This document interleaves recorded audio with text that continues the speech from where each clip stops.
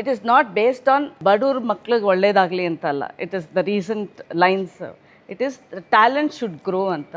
Opinion ಹೇಳಬೇಕು ಅಂದರೆ ಇದ್ರ ಬಗ್ಗೆ ಏನು ಹೇಳ್ತೀರಲ್ಲಿ? ಐ ಥಿಂಕ್ ಅಂದರೆ ಈಗ ಸರ್ಜರಿ ಮಾಡಬೇಕಾದ್ರೆ ನಾವು ತುಂಬ ದುಡ್ಡಿಲ್ದಿರೋ ಡಾಕ್ಟ್ರ್ ಹತ್ರ ಹೋಗಲ್ಲ, ಅವನಿಗೊಂದು ಅವಕಾಶ ಸಿಗಲಿ ಅಂತ. ನನ್ನ ತಾಯಿನ ತಗೊಂಡೋಗಿ ಅಲ್ಲಿ ಅಡ್ಮಿಟ್ ಮಾಡಲ್ಲ. ನಾನು ಯಾವತ್ತೂ ಒಳ್ಳೆ ಡಾಕ್ಟ್ರ್ ಯಾರು ಅಂತ ಕೇಳ್ತೀನಿ.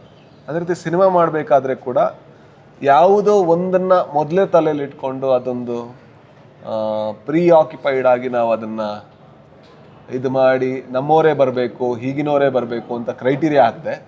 ಟ್ಯಾಲೆಂಟ್ ಇರೋರು ಬರಬೇಕು ಅಂತ ಹಾಕಿದಾಗ, ಸ್ಕಿಲ್ ಬೇಸ್ಡ್ ಇದ್ದಾಗ, ಆಗ ಇಂಡಸ್ಟ್ರೀಲಿ ಬೇರೆ ರೀತಿಯ ಜನಗಳು, ಬೇರೆ ರೀತಿಯ ವರ್ಕ್ ಆಗೋದು ಚಾನ್ಸ್ ಜಾಸ್ತಿ.